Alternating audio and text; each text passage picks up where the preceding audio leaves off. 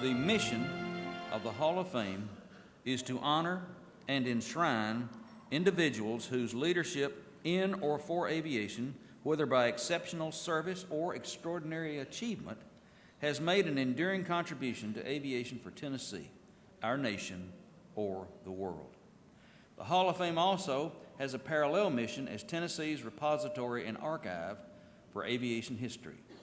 This is made possible through the State of Tennessee and the Middle Tennessee State University Aerospace Department, which receives, catalogs, and houses the Hall of Fame repository and archive.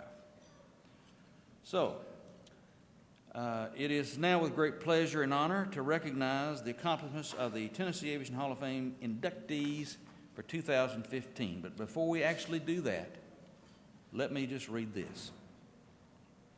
Because I fly, I laugh more than other people. I look up and see more than they. I know how the clouds feel, what it's like to have the blue in my lap, to look down on birds, to feel freedom in a thing called the stick. Who but I can slice between God's billowed legs and feel them laugh and crash with his step? Who else has seen the unclimbed peaks, the rainbow's secret, the real reason birds sing? Because I fly, I envy no person on earth. And so with that, let's recognize these achievers in aviation. First, direct your attention to the screens for the introduction of tonight's first inductee of 2015.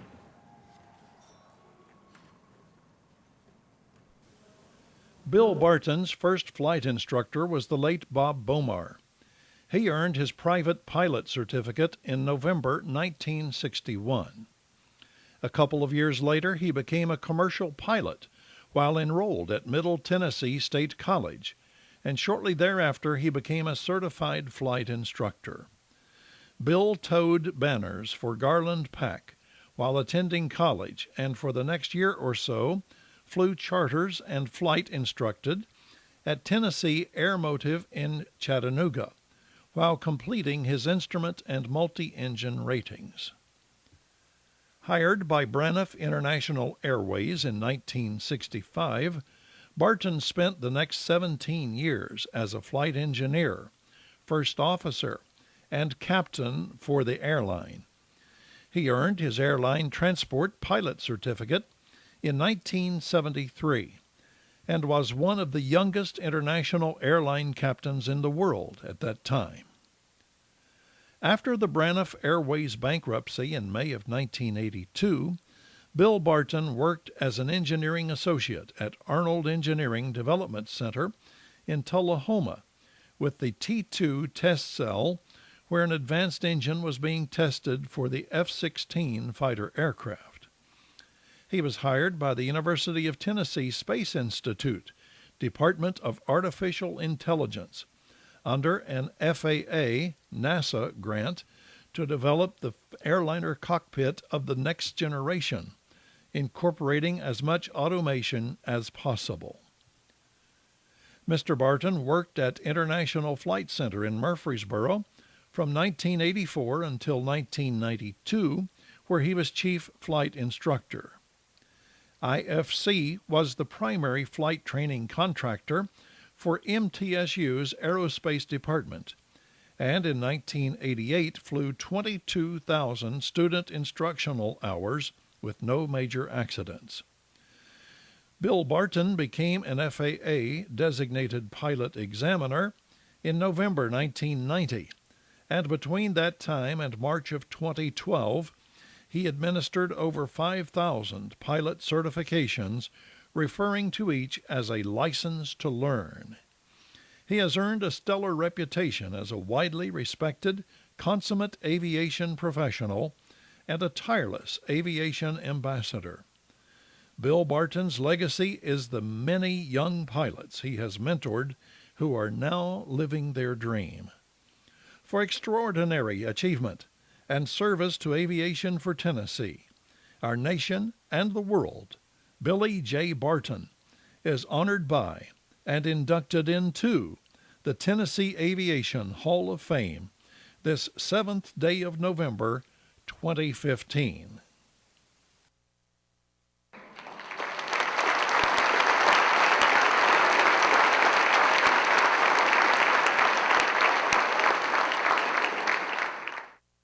Honor for me to present to you Mr. Billy J. Barton, and if his wife will come with him, we'll regale him with his medallion. There they are.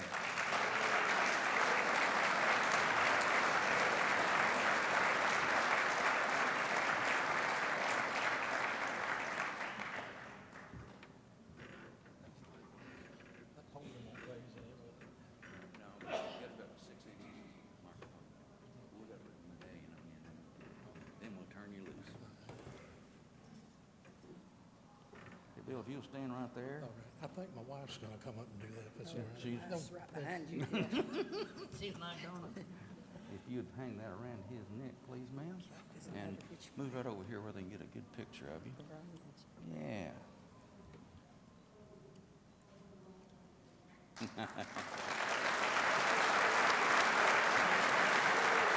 Thank you. Ladies and gentlemen, Mr. Bill Barton.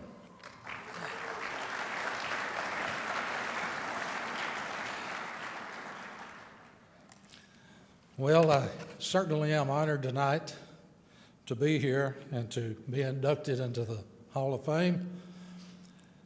I'm especially honored to have all the friends and all the family here. Man, I love all of you. All of you are my extended family. Everyone I've met in aviation, I consider you part of the family. I love every one of you, and thanks again for being here. My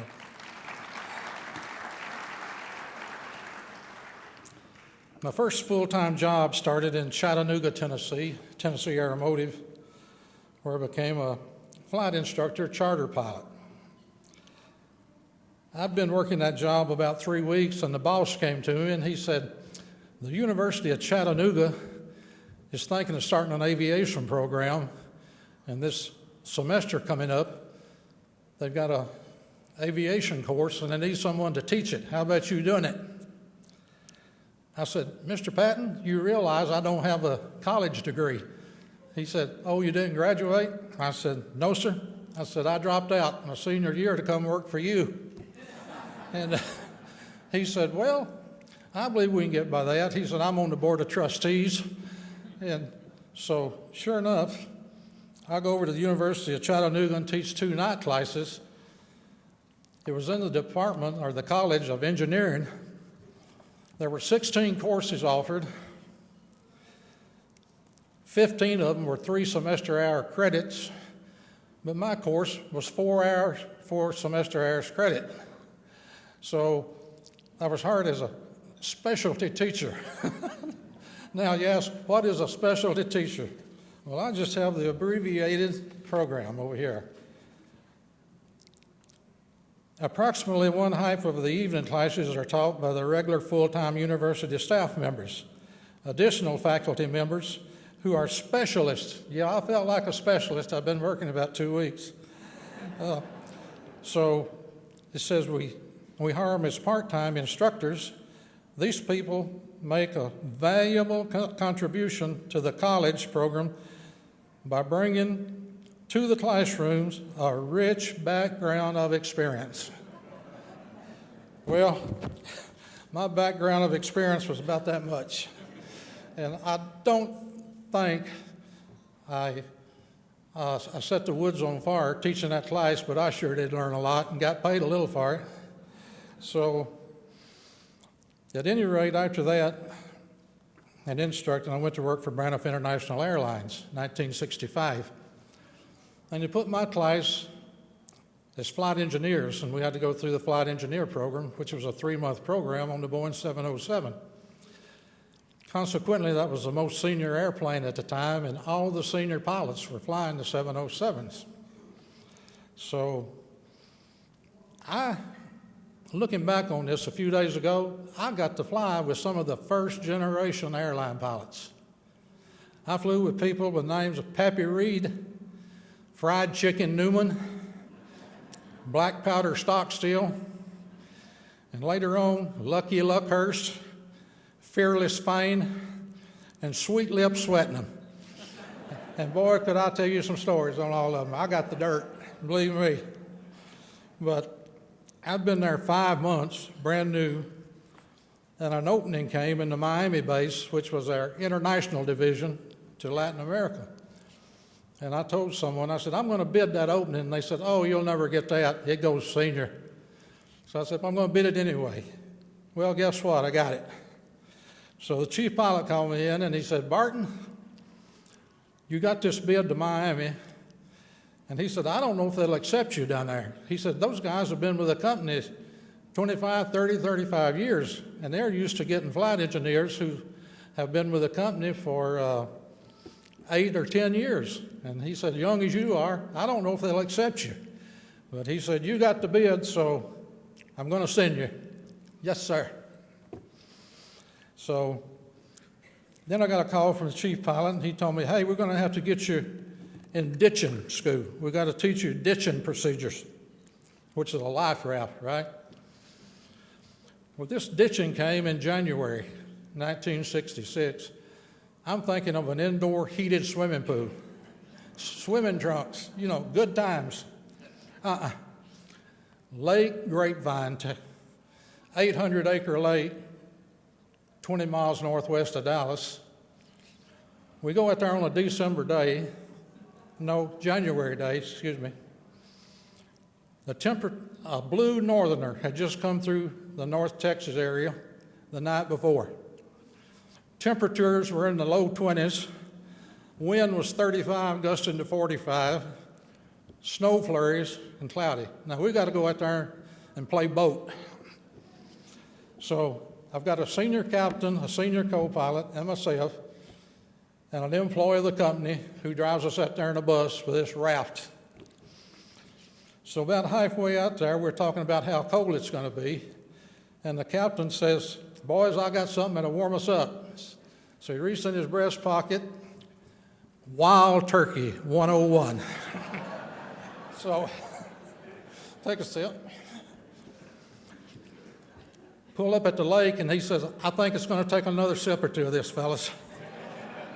Wild Turkey 101. So the instructor said, let me brief you in the bus here where it's warmer.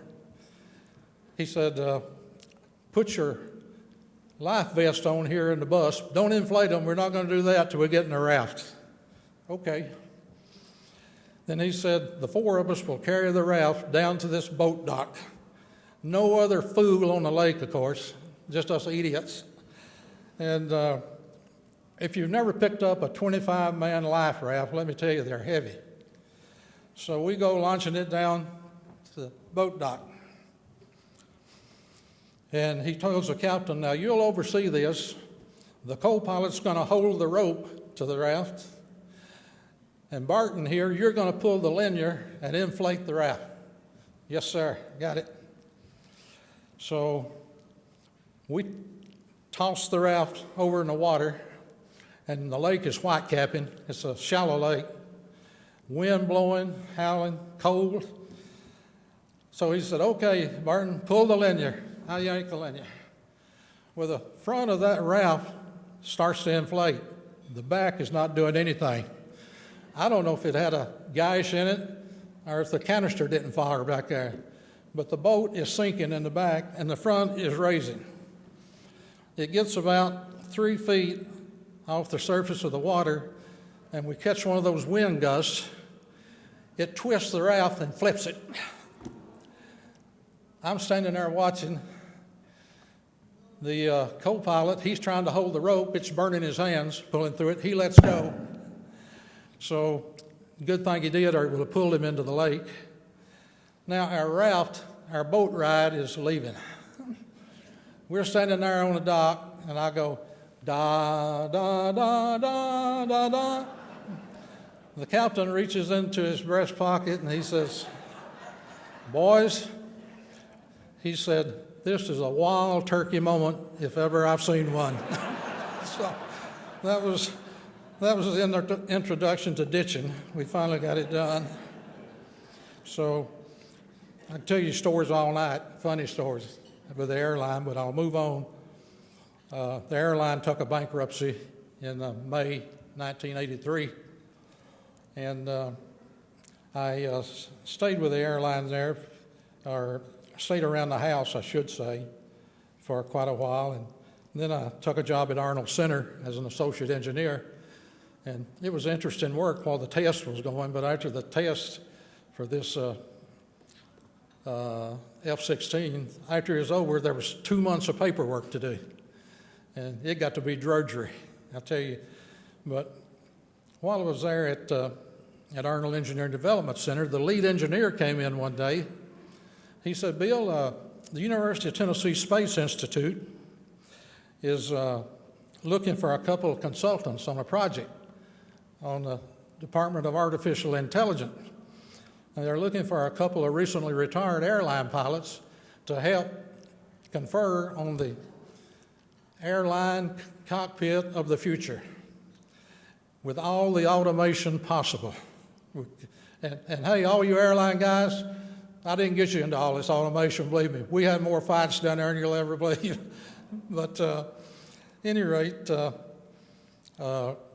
he said to go over and talk to them if you're interested in it. So I went over and they hired me, and I have to keep a history of this because no one will believe me.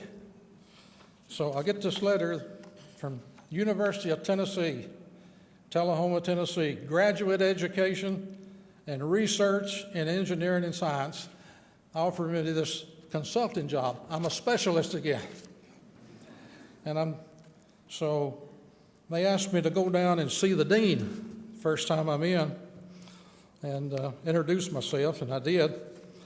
And then he says, if there's anything I can do for you, let me know. And I said, being the intellect I am, I said, well, sir, do you think you could get me football tickets for the home games? Well, he said, yes, I believe we can do that. You know, we have faculty seating up there at Nelium, and just let me know a couple of weeks ahead of time, and I'll get you 2 tickets, one for yourself and one for our guests. Then he said, oh, I'll get you a faculty parking sticker also, and you can park up close to Nelium Stadium there and won't have to walk far. And I'm thinking, boy, this upper education's not too bad. Yeah, I believe I could catch on to this, and it's not nearly as hard to get work in it as I've been led to believe. So we went through that project, and after that I had a chance to get back to flying again at International Flight Center and the flight training, and where we did most of the provider training for the Department of Aerospace before they got their own fleets of airplanes. And I met some of the greatest kids in the world. And we also had 20 to 25 Scandinavian students at any one time. Great bunch of people. We still communicate via social media, phone calls, and everything. And I love them to death, and there's a whole bunch of them here tonight. So guys, man, I appreciate you. And they represent just about every airlines here tonight, I think. And also corporate flight departments. But I became a designated pilot examiner in 1990, and boy, there's a story a minute there, but I'm going to share one with you. Bob Ballard called me one night. Bob, are you here? Yeah, Bob's here. I think most of you know him. Bob called me one night and said, Bill, I've got an applicant for a check ride. So now he's a little older than most. He's 62 years old. But he's a good pilot. He's a safe pilot. But there's one thing I need to tell you. And I got used to those one things I need to tell you. He said, we'll call him Mr. Jones, Tim Jones. He said, now, Mr. Jones is almost deaf. Can't hear anything out of his right ear. Can barely hear out of his left ear. And I said, Bob, does he have a flight physical? He said, sure. He said, I don't know how he got it. I guess his brother-in-law was a flight surgeon. I don't know. So I said, well, send him over. So he said, Bill, talk loud if you will, because he's just going to miss a lot of stuff if you don't talk loud. So he came over, and I saw him tie the airplane down. He walked in over there at McMinnville. He walked through the door. I went out to meet him. "Hello, Mr. Barton." I said, "Yes, sir. I'm Bill." "Well, glad to meet you." And I'm thinking, boy, he does have a hearing problem. So we went in, made a little small talk. Actually, it's loud talk. And we went in to do the oral, and he pulled up a chair right to my right beside me. Everyone would always sit across the table from me in the conference room. And I said, "Oh, I've got this figured out. He can't hear. He can't hear out of his right ear at all, so he's got to be able to hear." So we sat there yelling at each other on this oral through the question. "Yes, sir. No, sir. Yes." And we get down to aeromedical factors, where we talk about oxygen requirements, night vision, medications, da. And he said, "Mr. Barton, can I ask you a personal question?" I said, "Yeah, sure thing, Tim. What is it?" He said, "Do you have trouble getting your medical certificate?" And I said, "No, never have. Why do you ask?" He said, "Well, I thought with your hearing problem, you might have had trouble." I looked at him and I said, "What did Bob tell you?" And he said, "Bob told me that you couldn't hear. He said that you were nearly deaf, that I should sit on your right side and yell." I said, "You know we've been had, right?" So we got that settled, and I thought there's going to be a payback. And I planned it for that day, and I thought, no, Bob's too smart for that. It's going to have to be another day, another time. And it was. Several months later, I got a payback. That's another story, though. But I don't know. I guess I never take things real seriously, except a few things that need to be taken seriously. But at any rate, I'm going to give you a personal story now of the other side and close out here. A couple of years ago, my wife asked me, she said, "How many different types of airplanes have you flown?" I said, "I don't know." And she said, "You never kept up with it?" And I said, "No." I said, "It's something that I don't even think about. It's just not my cup of tea." So she said, "Well, you ought to sit down and add them up." So one day, nothing to do, I pulled out a bunch of log books, and I kept a record of every flight check I ever did, the instructor's name, the type of check ride, the airplane, the end number, the times, everything. So as I was looking through those for types of airplanes, I got to dwelling on the instructors and the students. To me, that's where the story is, the people. And I would think of stories of these instructors, these students, and to me, that's where the interests lie. Well, I'm going to tell you one story. In the year 2000, I got a phone call from Moontown Airport in Huntsville, Alabama. Now, that little dry strip down there has a lot of camaraderie. Great little airport.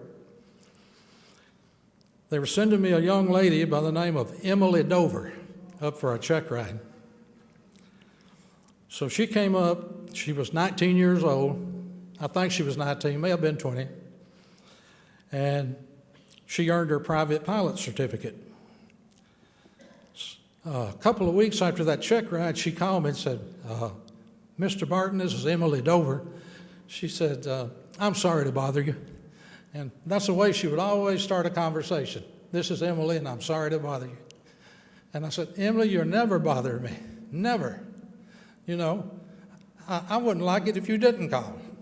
So she said, "Well, Bill, what it is, Mr. Barton, what it is," she said, "I want to become a flight instructor, and I would like for you to give me pointers. If you know ways of saving some money here and there." She said, "My dad is a preacher at a Church of Christ in Huntsville, and it was the largest Church of Christ down there. And she said, Mom and Dad are going to help me as much as possible, but I'm going to have to pay for a lot of this. And she said, I'm working 2 jobs. Now, what's not to like about that? You know. So I said, okay, Emily, let's get together. We'll do lunch, and let me look at your logbook, and I'll help you any way I can. So we did get together, and I wrote down some suggested things and told her, I said, have your instructor call me if you will, and I'll talk to him about it. So I did her instrument check ride, her commercial check ride, her flight instructor check ride, and her instrument instructor check ride. And she was just an outstanding young lady. Well, she got her flight instructors, and she sent me all her students, and she would always send them up in a decathlon. Now, decathlon is a tailwheel airplane, and this one had the larger engine in it. And she loved that airplane, tailwheel. And I couldn't believe that insurance would approve to let a student pilot fly the airplane. And I said, Emily, are you sure? She said, yes, sir. She said, if I check someone out, if Brant Kaiser checks one out, or if Aaron Camaro checks someone out, insurance will approve the student for solo. And I said, good enough for me. And I got to like the airplane in the summertime because in about 5 minutes we could take the door off, and it was cool. So she was instructing, bringing the decathlon up, and now let's go to June 2008. She was working at Moontown Airport. AOPA magazine had, I know, 3 different articles on that airport, and Emily was featured in at least 2 of them, some of them with pictures. So in June of 2008, she married a young engineer down there in Huntsville at Redstone, working the airport, flight instructing. Life was getting good for her, you know. So September 2008, 3 months later, she called me one day, Mr. Barton, we're having a family day down here at Moontown Airport this weekend. Do you think you could come down? She said, I've got a surprise for you. And I said, yeah, I'll be there, Emily. So my wife and I went down. Well, she took me down the flight line to a yak. Now, those of you that fly know what a yak is. It was a Russian military trainer. Most of them are in the United States now doing formation flying at small town airports. They're fully acrobatic. So she stopped at this yak and she said, I'm going to be flying with the formation with the yak team today. And we're going to do some acrobatics. And I said, Emily, I didn't realize you were into that. She said, well, that's the surprise, Mr. Barton. So I grabbed my camera, took about 25 photos, and she was just so bubbling. And so she did that air show that day down there. Now, that was September 2008. December 2008. My phone rang just before midnight, woke me.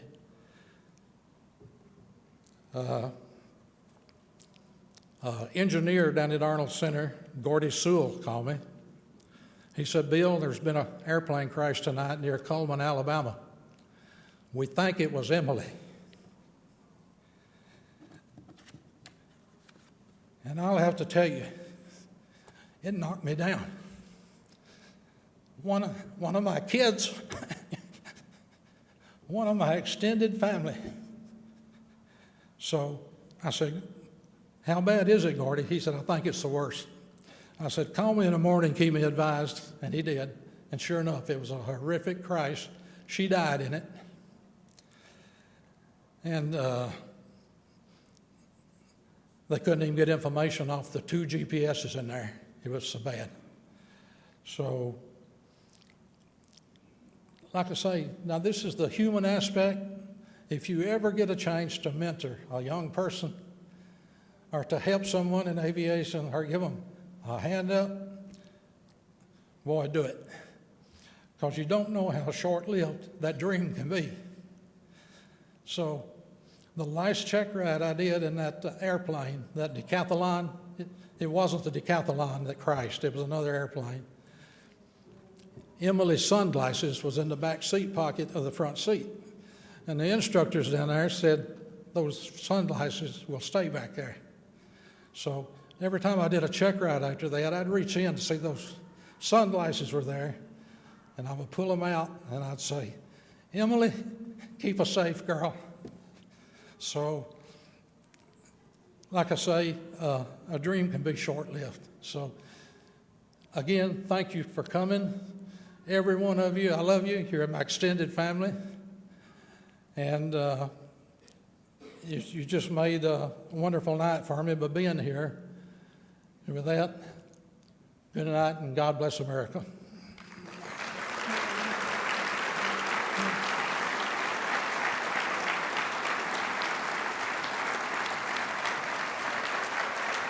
You sit over in the far chair. Mr. Bill Barton, everybody.